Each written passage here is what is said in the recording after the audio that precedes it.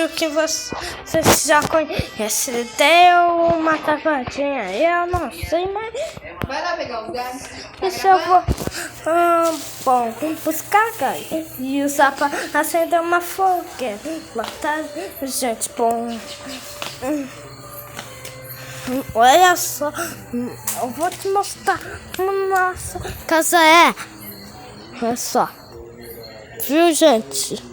Nossa casa é bem maneira. Bom, essas são as casas do vizinho, tá? E agora vamos recarregar para montar fogueira. Eu sei nos outros vídeos montar a fogueira. Todo mundo falou. Não faz mais, isso foi dar perigo. Também nunca vai dar certo. Eu sei, mas dessa vez isso não é fora, é dentro.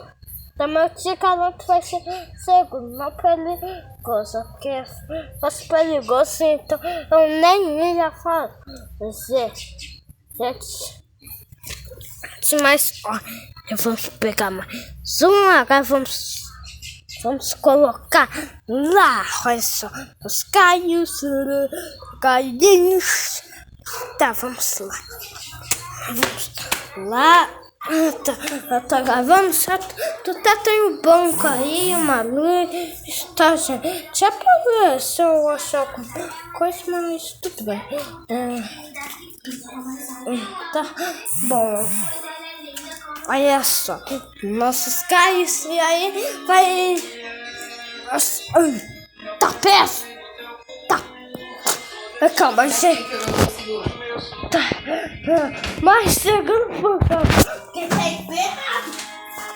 Peraí. Desperra.